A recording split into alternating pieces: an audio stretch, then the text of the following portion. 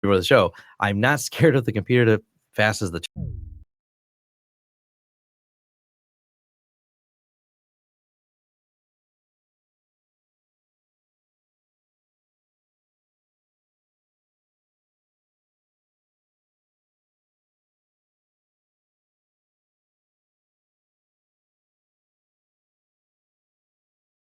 and it turned into a story, not story, of some incompatibilities. Someone said, oh no, Microsoft Signature laptops are blocking users from loading Linux. It's actually just an oversight on Lenovo's part to not properly allow Linux to be loaded on there.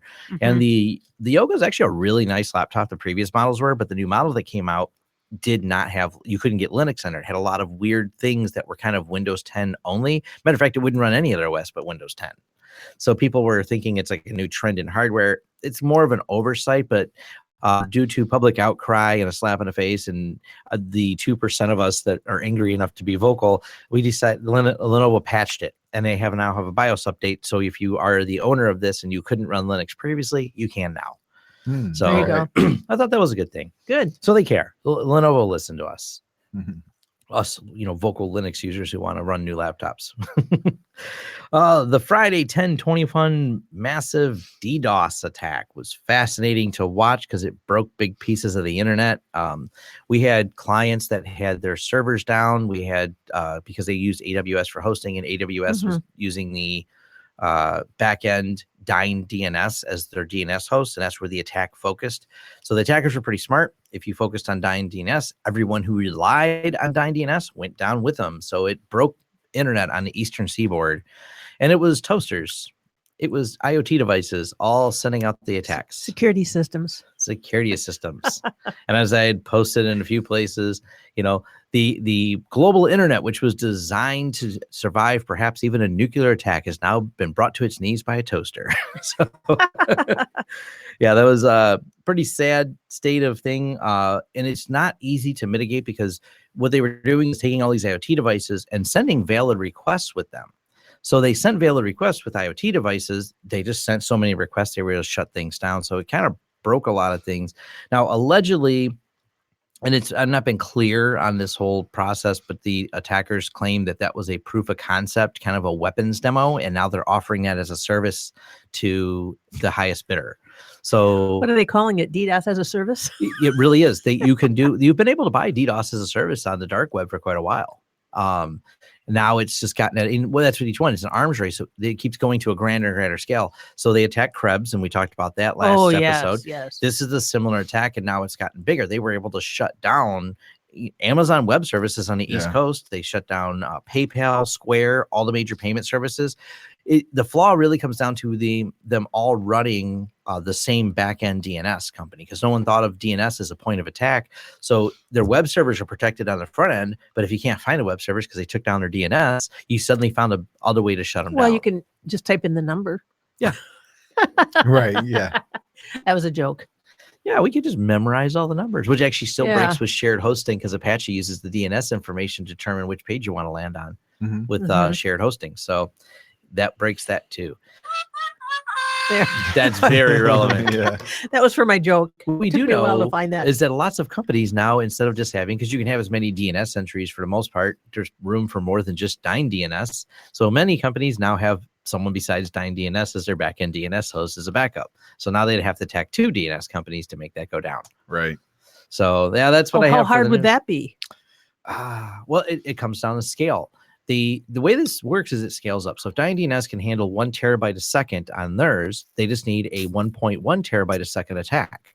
They're up to, I forget the number, but it's something like 3 or 4 terabytes per second attacks they can, and it's scale. They have such a large botnet. They got cameras and toasters, and I think it's called the Mali, M-A-L-I botnet. It's gotten so big, they got these infected devices everywhere. Now, what's really crazy about the way these botnets work is if your toaster is affected, it still works as a toaster. It also works as an attack vector. So there's no incentive for you to fix your toaster, and you like your toaster and the features still work. Well, here's the thing, though.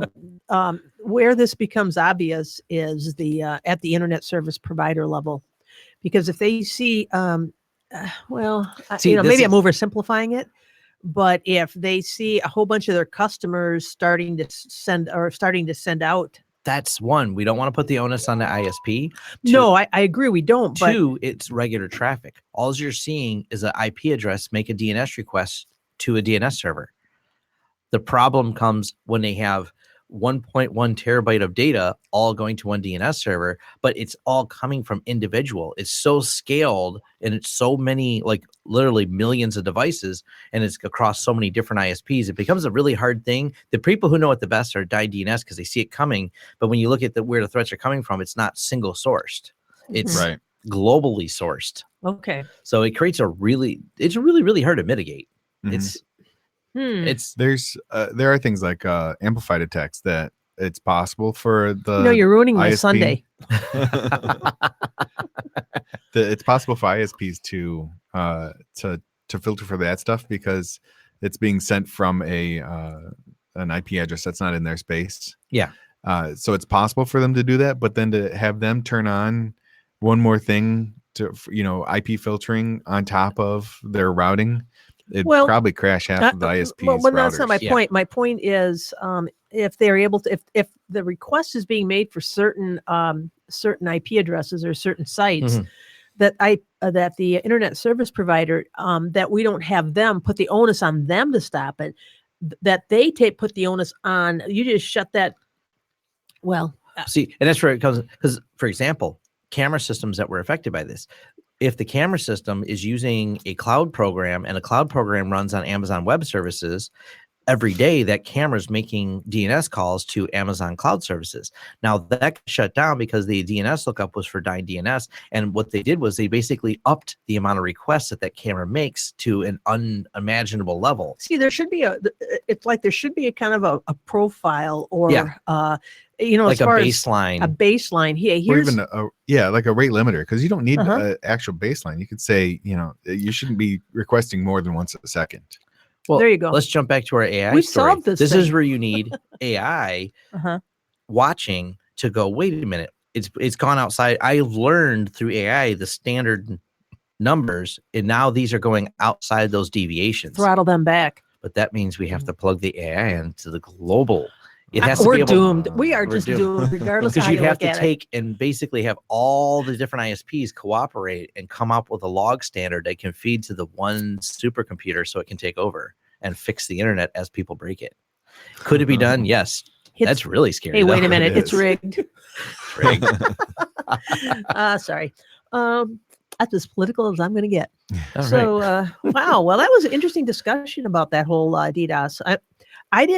It didn't appear to immediately impact me. I mean, I do tweet, but I don't tweet incessantly. I don't think it impacted us at all. I shut down Twitter. It was Twitter. more of a regional area because I was able to get on Twitter when it was middle of happening here in Michigan. I was able to get on Twitter and get on whatever the other sites, and I didn't have any issues.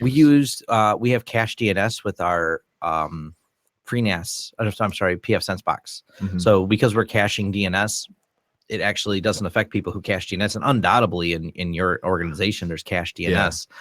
So that helps a lot. Maybe there's part of the solution where it's is that some kind of certified caching occurs and it's updated. That works great for the DNS, and they chose to attack DNS because they figured people didn't have you're it. Such a downer. Come on, I'm trying to help. It still doesn't help for the HTTP traffic that comes through. So if they do a Krebs attack, and that's what the problem with Krebs was, he just turned on the faucet and just flooded them. Yeah. And when they flood a single website, they flooded DNS because they knew it would cascade. But basically, if you can now lease this botnet, I don't know what the prices are, but they will be published because there's people who do research in it. You can actually Google how much it costs to run a botnet and how much bandwidth you can buy for it.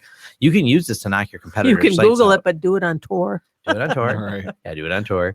But you can lease these botnets for that reason. So, and think about this from a competitive standpoint is I've really worried about this, myself, because we host certain things like our remote software. Me and Tony were talking about, if my competitor goes, I want to disrupt Tom's business and I want to shut down his website, there's not a lot I can do. If someone wants to spend the money on buying a botnet, and I'm not going to know who bought it, and then I can do the same thing. If I know someone's got a product release and you want to just, trip them up on it, any company that's maybe they did a Kickstarter or not a huge business, they can't afford the kind of protections that Google or Microsoft have. Boom. It's interesting you say that because way back in the day, I worked for a company called Control Data that was, I mean, they were a supercomputer. This is way back. They were a supercomputer manufacturer, and they sued IBM, antitrust lawsuit, because every time data came out or was announcing releasing a new supercomputer, IBM would basically announce that they're coming out with one that was faster than this, and it was essentially vaporware. So there was a lawsuit, and Control Data won, settled, I think, but they settled in their favor. Yeah. But for that very type of thing, where this is the same concept, and if some company has a big announcement, you go, I want to stop their voice. I want to stop their blog post about this announcement because I want to delay it for my announcement. That's become affordable. Right. Yeah. So, okay. Well, interesting news item. All right. And that's what I have for the news. I'll let you guys go now. All right. So, you got stuff, Mary? You're nodding at me? Yeah. All right. I did was having that sucker there. I think I have candy on the table, so it was the mystery flavor, Halloween. and I still haven't figured out what it is, but hey, it tastes good. All right, well, here's what I've got. This is kind of interesting because I found this. I actually have two items. One is that Wix. Now, you're familiar with what Wix is? Mm-hmm. It's that kind of that do-it-yourself website. Websiting. They are being sued by, or at least they're being called out by WordPress for essentially building their editor based on stolen code. So according to the information, and this just came out, I think, on Friday. So this is hot off the press. Yeah. Hot off the Android. But anyway, so yeah, they said they copied his platform editor and failed to give proper attribution, and also didn't adhere to the GPL, the general public license, basically to open source the work. So he said, and this was the creator, I think it's Matt Mullenweg, creator of WordPress. He said, if I were being honest, so what does that mean? But I'm being dishonest right now. No, if I were being honest, I'd say that Wix copied WordPress without attribution, credit, or following the license, the custom icons, the class names, even the bugs. You can see the forked repositories on GitHub, complete with original comments from Alex and Maxime, two developers on the Automatic mobile team. He wrote in a blog post, Wix has always borrowed liberally from WordPress, including the company's name, which used to be WixPress. I didn't know that. Yeah. Huh. But this blatant ripoff and code theft is beyond anything I've seen before in a competitor. So this is just, I mean, that's kind of the firing over the bow. So I guess we're going to find out what's going to happen from this. And I think Wix responded, of course, and is kind of, I guess, surprised. It's usually there's kind of standard code that when I say code, I'm talking about lawyer speak. They'll say, this lawsuit is without merit. Without merit is a standard lawyer phrase that whenever you see somebody refuting a lawsuit, they always say that. But anyway, and we'll defend it vigorously. That's the other one too. But anyway, so that was something that kind of caught my eye. And I think it'll bear watching. We kind of see how it plays out. I suspect that they'll work things out. But anyway, so there you go. And according to Matt Mullenweg, he said he's not. He doesn't mind anyone borrowing the work for themselves, but it's important to abide both by the letter and spirit of the GPL, essentially to pay it forward. So he said it's through this principle that the platform, and that's WordPress, of course, has been able to flourish. WordPress now powers 25% of the web, including now I found this on VentureBeat. So that's the including VentureBeat, the site where I found this on. So it's been more than a decade. So, and Mullenweg, he said, this is how he kind of worded. He said, if you want to close the door on innovation, Wix, it's your decision to make. Just write your own code. Whack. There goes the gauntlet. Yeah. So I guess we'll find out what happens there. Yeah. If you want to hear some feedback. So this is from the CEO of Wix. Dear Matt, we're all very surprised by your posts. As you have so many claims against us. Wow, dude, I didn't even know we were fighting. And he goes into a rant, but does fail to mention that he's violating GPL. He kind of sidesteps it and says, well, we post stuff on GitHub and we do this and we do that. But apparently it's not enough. Yeah. So grab your popcorn, folks. This is going to be an interesting ride. Yes, it will. Yes, it will. My understanding is they're violating GPL and the MIT license that some of this was based on. So they have several violations and they're kind of not talking about it. Mm-hmm. Jeez. So yeah, we'll find out how that works because it's going to be interesting and play it out. I don't like Wix at all. I'm not a fan. I've never used it. Tons of people do because it's free. They're super difficult to deal with. I had to get it. Like, for example, I had a client that wanted to use it, and in order for me to switch their DNS, if you Google what DNS to use for Wix at the time I was going, you couldn't find it. You had to go in every one of their forums. You have to sign in with the user ID that you create for a paid account to even learn. Like, I just need to know the DNS entry to switch it, because they built the website, and we host part of their website, and they wanted one part of it in Wix. So I just need the IP address for DNS. That kind of stuff is not publicly on our website. Really? Like, I'm like, I have to literally, they wanted me to create an account. I'm like, I'm not creating an account with Wix. So I got their account login. You have to use their account login to sign into the forum just to view things in the forum. Oh, wow. I'm like, why is this company odd like this? Yeah. And dealing with them has not been fun. So, Well, I think one of their competitors is Webs. Is that right?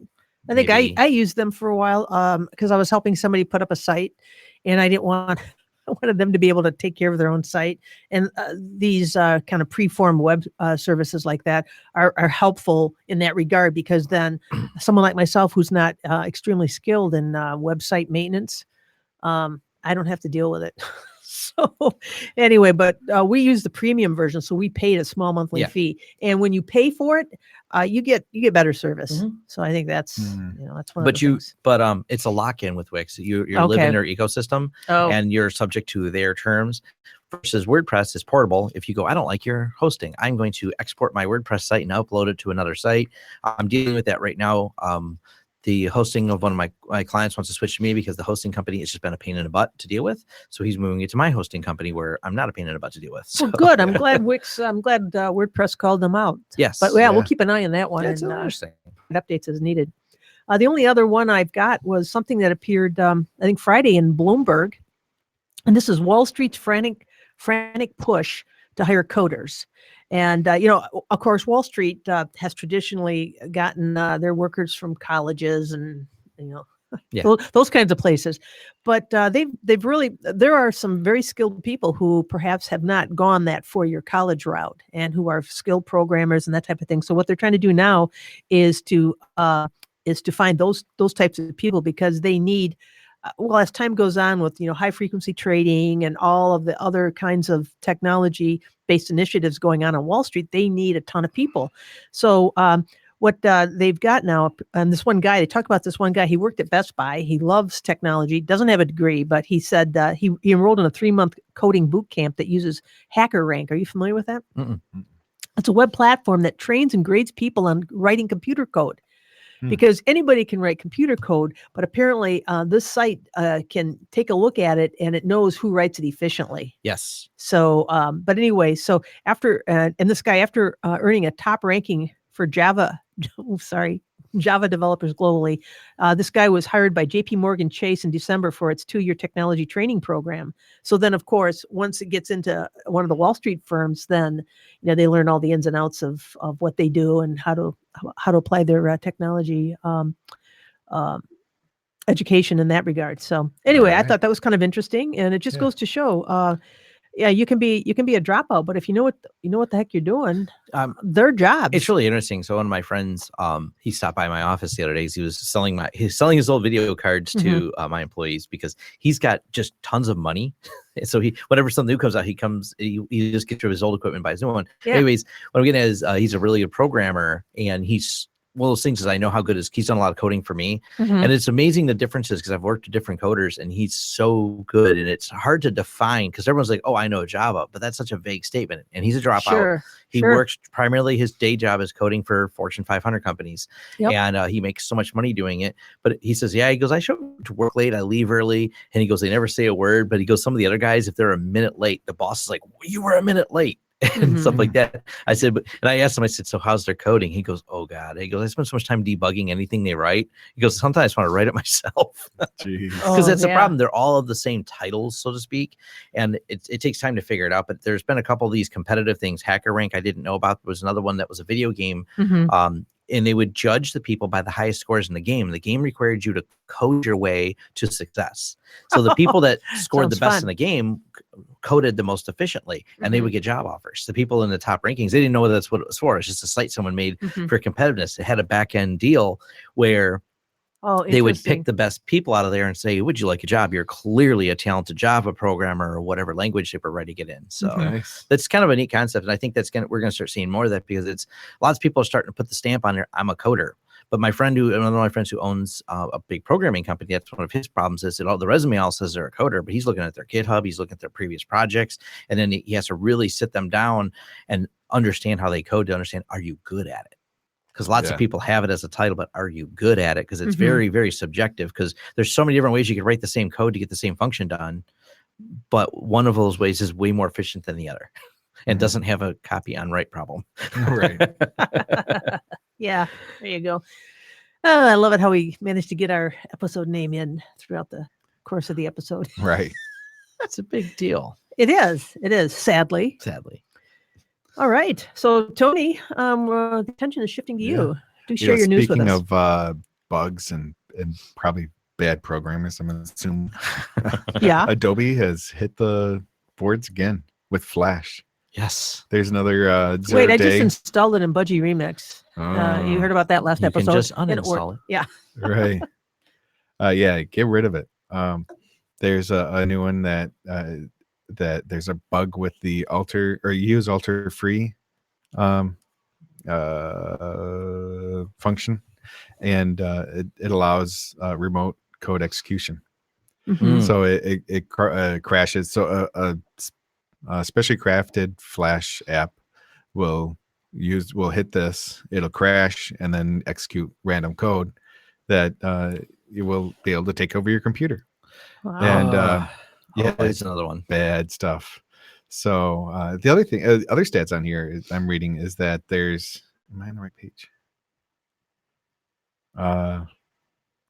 Yeah, sorry, I can't wait till HTML5 just takes over everything, so we don't have to deal with any more Flash. Because I'm so over Flash. Right. Flash and the Yahoo and Pogo games that all use the Java implementations. We have to deal with that a lot. It is the favorite of older people to play Euchre online, and I get it. That's great. But their browsers, the new browsers, have it so deprecated and it doesn't work anymore because of the security patches. And there's so little money in Yahoo games. Matter of fact, Yahoo's got their own sets of issues. They're not updating it to any newer versions. So now every time there's a browser update, it breaks more pieces. Like more and more games are becoming unfunctional. Nice. Yeah. So, and we don't want the older folks to be disappointed. Yeah. With Flash, Adobe has had 16 updates in the last 12 months. So that's more than, one a month. And out of the last, there's a list of 260 zero-day vulnerabilities that haven't been released yet. Flash has 30 of those. Wow. Yeah. So you're saying it's bad? So Flash is number one. Yeah. According to Tipping Point Zero Day Initiative, that Adobe is actually part of that. That's where it came from. That's pretty bad though. So update. Don't just update Adobe or Flash. Just get rid of it. And then the browsers that have it built in, like Chrome, and I think Edge browser in Windows, update those right away, and then you'll get the updated code for Flash. Tony, sage advice. That's right. Update. My father-in-law was just asking me yesterday about this. Should I really update? I'm like, yes. Yes, of course. So, all right. Ask him if he wants to pay somebody $800 to decrypt his stuff. Yeah, really. Oh my goodness.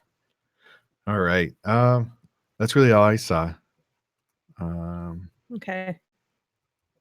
Oh, and the other thing is in the middle of our show, the live stream crashed and I had to restart it. Yeah. So there might be two different videos. Okay, I understand. So if people are coming back to view it, this will be the second one. Okay. What else do we have? We have two people watching right now. I'm not one of them. So. we appreciate the perseverance. It's interesting. We're using jitsi.org to do the live stream. And when I had restarted it one time, a fellow Jitser popped in the thing because it's like a random name that people can connect to. And they So I kicked him out, and then all of a sudden I kicked them out. Then our live stream crashed.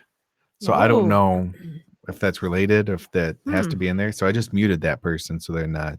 Okay. And it doesn't give an icon or video or anything. It's just an avatar, like a generic avatar. I gotcha. So they're not talking. We can't. Okay. Nobody can hear them. All right. So are we done with our news? That is. I think so. Okay. Well, it's that time of the month. Right. So to speak. Wasn't sure you're going with that. We're talking about conventions, right? Yes, we are. Oh, good. Oh, I don't know what you guys are talking. I'm talking Linux conventions, and that's right. So I've got the Linux convention scene for the month of November.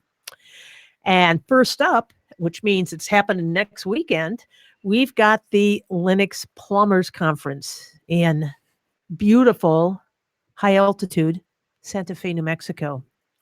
Now, the Linux Plumbers Conference is a developer conference for the open source community. It brings together the top developers working on the plumbing of Linux, kernel subsystems, core libraries, and windowing systems, and gives them 3 days to work together on core design problems. Now, one thing they did include when they did the write-up for this, as they say here, things to remember about the altitude in Santa Fe. They say, give yourself some time to acclimate.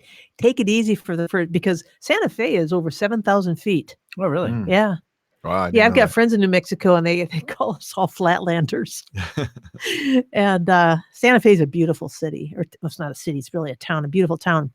Anyway, they say, give yourself some time to acclimate. Take it easy for the first 24 to 48 hours of your trip and plan quieter activities before going all out with higher intensity endeavors. And I'm thinking, well, what might those higher intensity endeavors be? Well, running through the vendor room looking for free swag. But anyway, that's next weekend in Santa Fe, New Mexico, November 4th, November 2nd through the 4th.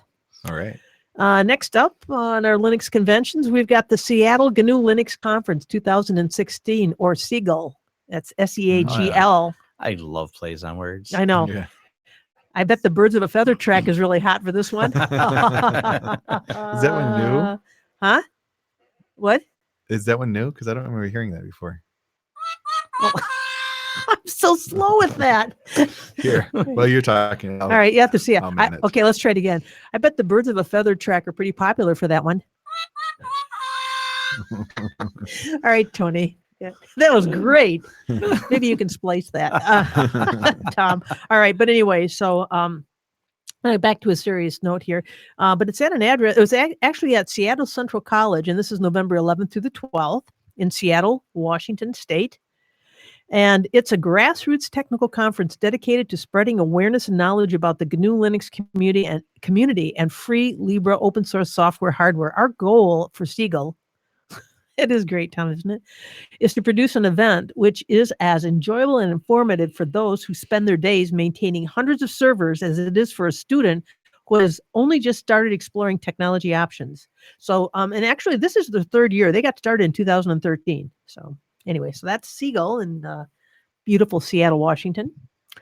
And also on the same weekend, so you're going to have to choose to go to SEAGL, or you're going to have to choose to go to Meet BSD. Now, you know where I would be. Yeah. I would be in at the Clark Kerr campus at UC Berkeley, November 11th and 12th for Meet BSD. Now, this is a mixed unconference format featuring both scheduled talks and community-driven events, such as Birds of a Feather meetings, although they're more fun up at SEAGL, breakout sessions, lightning talks. Well done, Tony. And speed geeking sessions. See, I looked at that little, not down. Dashboard, but the thinking, which one of those icons is the? It took me a while, but anyway, so yeah, that's Meet BSD. I think that'd be a pretty interesting one to go to. I forgot to give you a shout out for a BSD of not having a dirty cow. Yeah, no cow in BSD. That's right. All right, go BSD. Yes, that's supposed to be applause. Yes, go BSD. That's a drum roll. The drum roll. Yeah. So good for BSD. So, ladies and gentlemen, that is the November 2016 Linux and BSD convention scene. Very cool. We got an entirely new soundboard today. How is that? I think these are messed up because I just hit the drum roll one, and that's what played. That is not a drum roll. Maybe the battery's low. Oh, I don't know. Oh no. But anyway, cool. Thank you, Mary. Oh, you're very welcome. So I guess we're going on to the music for the week, right? Yes, we are. And since it's so close to the holiday, as in tomorrow, Monday, October 31st. That's right. You have special music, don't you, Tony? That's right. We're going with the Halloween theme. And this song is actually called Halloween Night by somebody. From Scarl. So Scarl. Did we play that last year? I don't think so.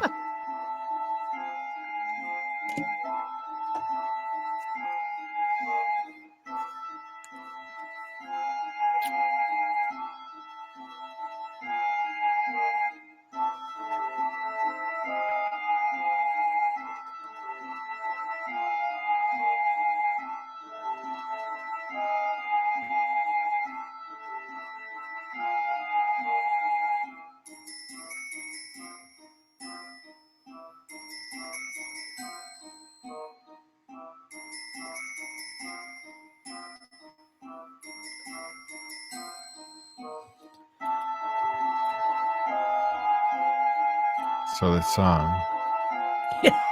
How long is it? The song is scary. Oh, it says 10 minutes. It's 3 minutes long. Oh, that's a good one. Yeah.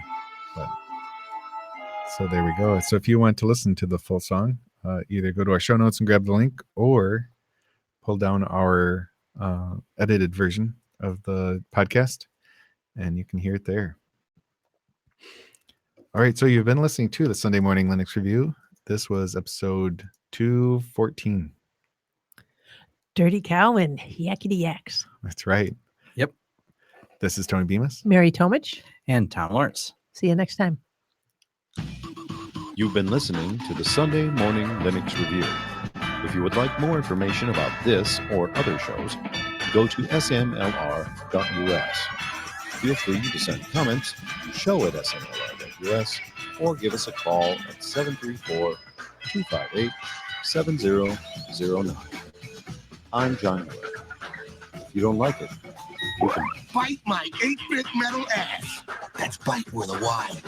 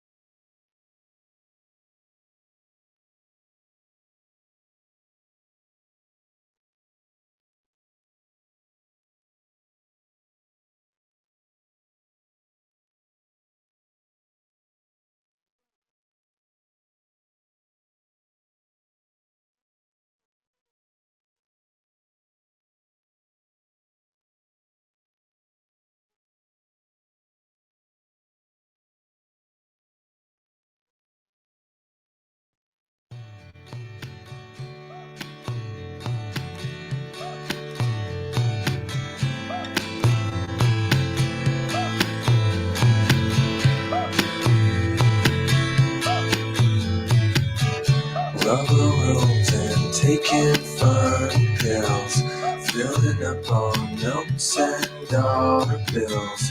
It's the price you pay for feeling okay. You're the strangest girl I've ever met, sending weird signals to my head.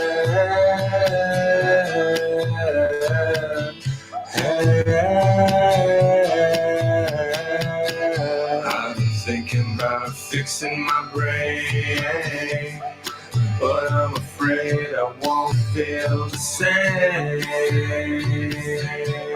'Cause baby, it's all I do. I'm thinking about fixing my brain, but I'm afraid I won't feel the same. 'Cause baby, it's all I do.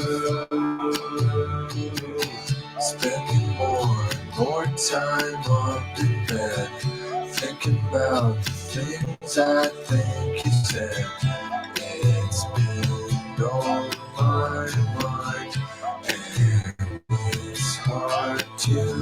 mind.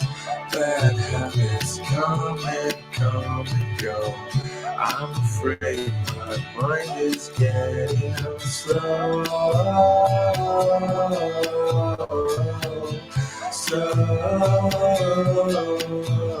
I've been thinking about fixing my brain, but I'm afraid I won't feel the same.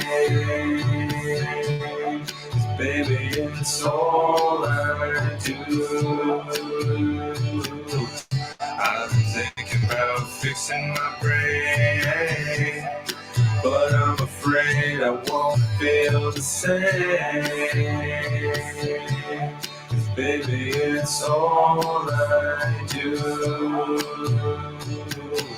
I swear it's not so hard to understand. I just wanna get in the sun again, the sun again, the sun again, the sun again. I swear it's not so hard to understand.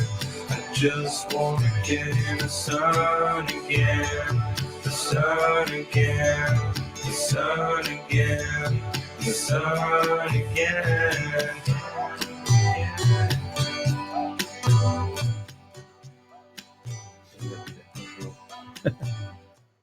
All I right. thought we did already. We closed out the show, but we Oh. didn't say goodbye to the Oh. YouTube listeners. Oh, So we were debating whether to we go on and we record hadn't another show right now or we hadn't to forgotten about cut you. off. Right. So if you still are listening, even through our streaming hub, Let us know that you are, Problems. and we'll send you a mug. all right.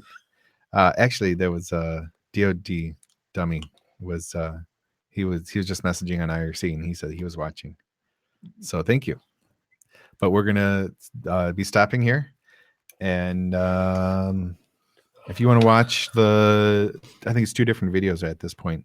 So go ahead on our YouTube page, and you'll be able to. Both should be published there. Okay. All Sounds right. excellent, Tony. So thank you everybody for watching, And happy Halloween. Yes, that's right. And goodbye. Boo. Oh. That was just a random press. Over. Oh, there you go. That one we need to use that more often. All right. Goodbye, everybody.